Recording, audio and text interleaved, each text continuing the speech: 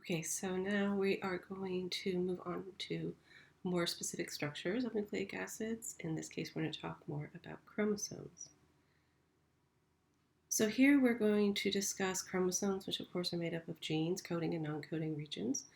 And we are going to define what a gene actually is and the structure within the chromosome that is the gene, also its surrounding elements.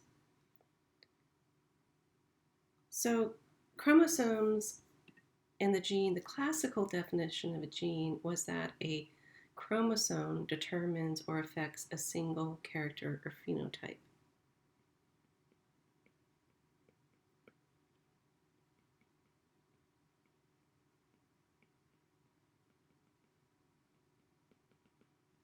And so this goes back to hair color, eye color.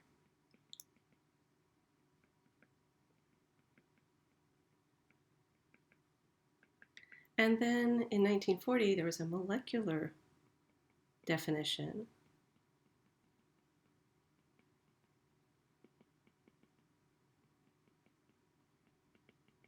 And this was simply that a gene is a segment that codes for an enzyme.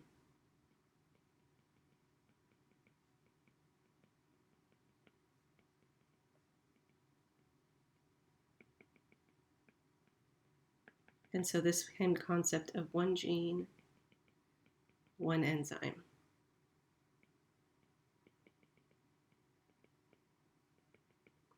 And then the modern definition, which we use today because of our knowledge now of what is really encoded,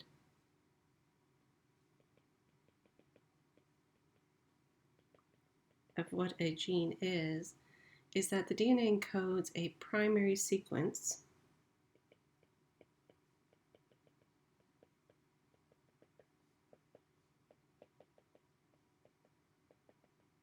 and of course we know this as the primary structure of a protein. The DNA encodes a primary sequence of some final gene product.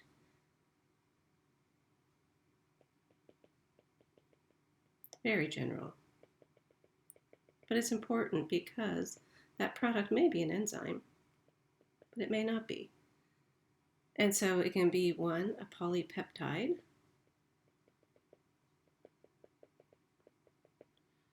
or an RNA. So the polypeptide encompasses our enzymes, it encompasses our receptors, it encompasses anything protein-like that is important for our cells. And it also can encode RNA that can have structural, such as our ribosomal RNA, or catalytic.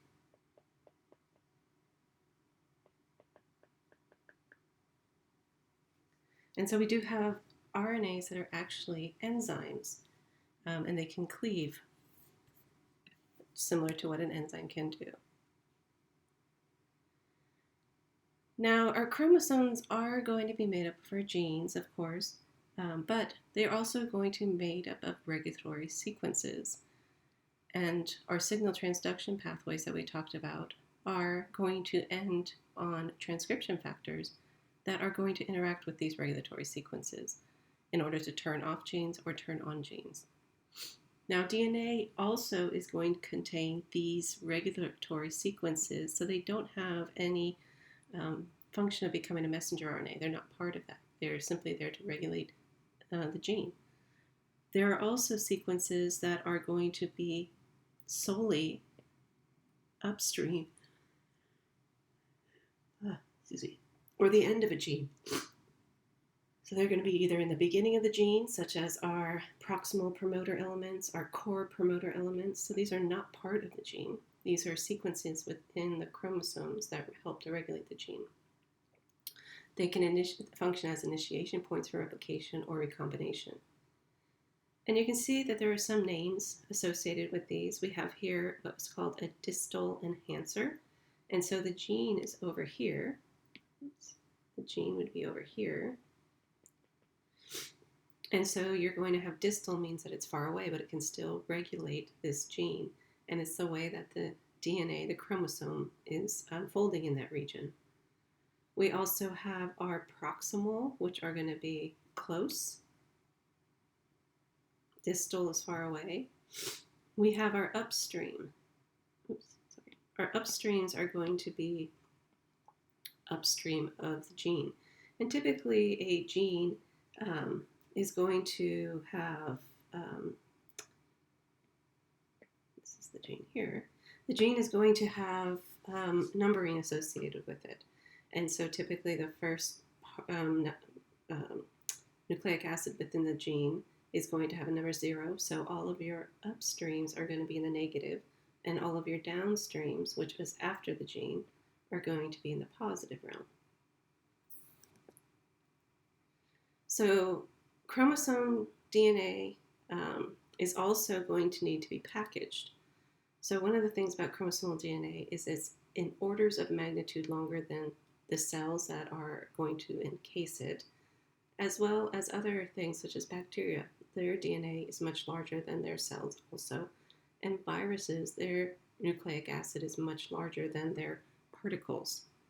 And so here we have a chromosome, and it's just showing you an example of how the genetic material is packaged. And here we have a bacteria. Bacteria have a single circular, I'll call it double-stranded circular DNA, and they only have one. And this encodes for all the proteins necessary for that bacteria to be a bacteria. So an E. coli has 4 million, approximately, I'm going to round this up, 700 base pairs. And so this is over 800 times the length of the E. coli cell. And then viruses, shown here, are going to vary in size, and they're either going to be RNA or DNA. So our virus, RNA is HIV, and a DNA is going to be something like our herpes viruses.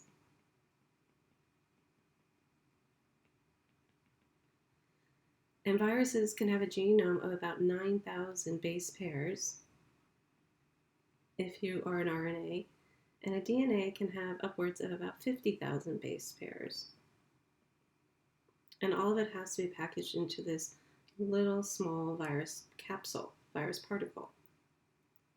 Now with respect to eukaryotes, the yeast is the most simplest.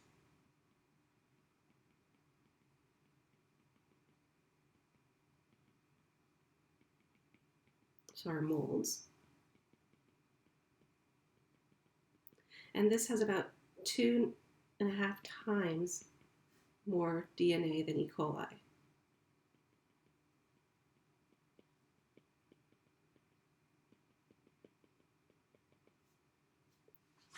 Okay, so our DNA are very going to be packaged into small particles in order to fit inside of our cell. As a side note, eukaryotic cells also have mitochondria, and the mitochondria is going to contain about 20,000 base pairs.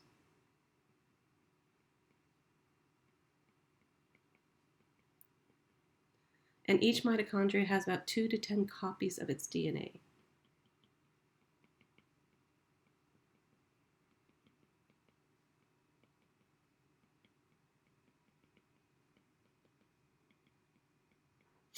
And then some cells, such as muscle cells, are going to have much more. They're going to have hundreds of copies of mitochondria DNA.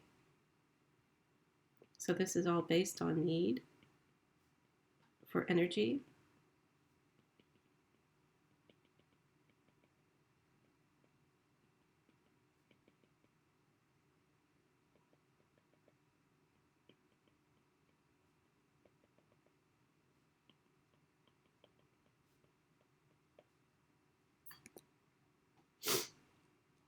Now here is an example of a gene.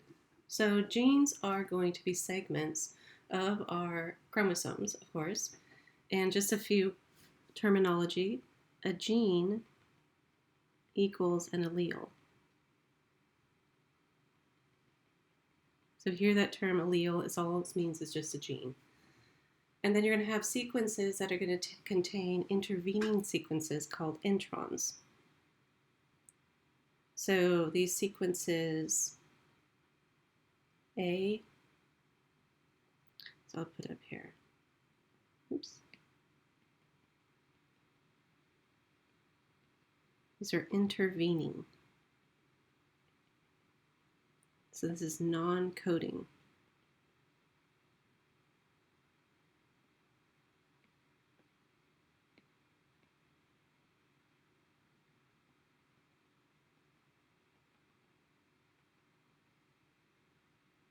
So non-coding sequences.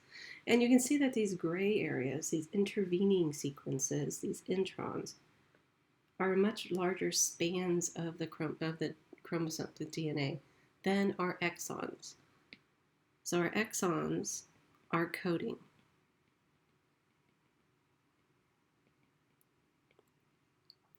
Now in humans, about 1.5% of our DNA are exons, or coding. And also approximately only 30% of our genome are genes.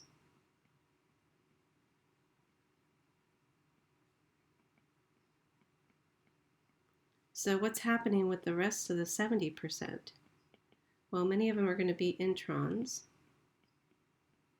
We also have our sequences near the centromere and near the telomeres. And we have our regulatories sequences, which are associated with genes, but they're not coding. And so all these blue areas are going to be our exons, and they're all going to be coding. We also have about 3%, oops, let me do that. We have about 3% of our genome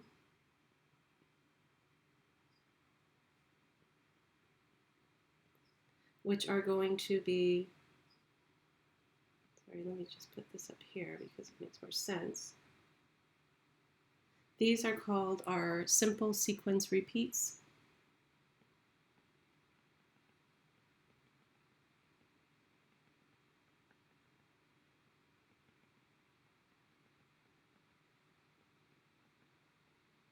And it's about 3% of our genomes, or just simply going to be these. And these don't even code for proteins or RNA.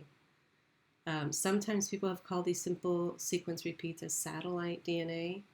And again, they're going to be associated with centromere telomeres or satellite DNA.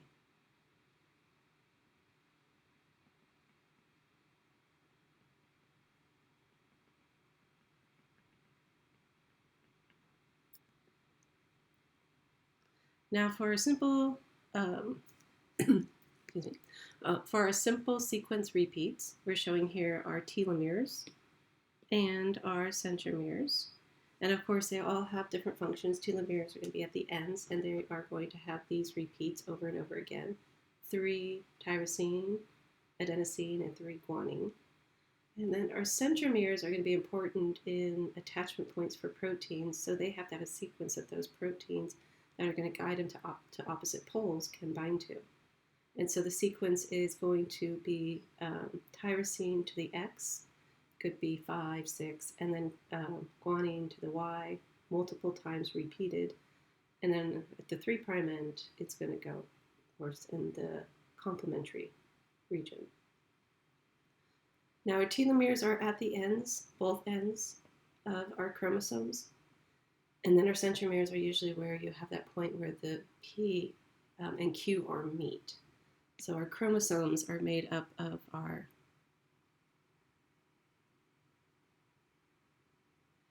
P for petite, and then our Q, and then here you're going to have a centromere,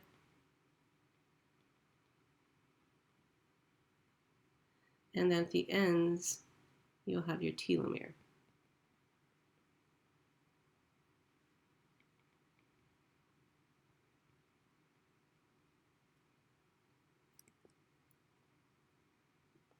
Okay.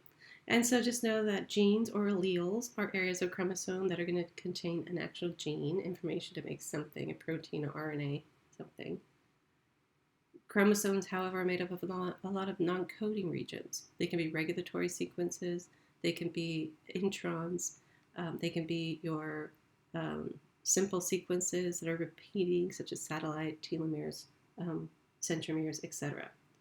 Only about 1.5% of the human genomic DNA actually encodes for proteins.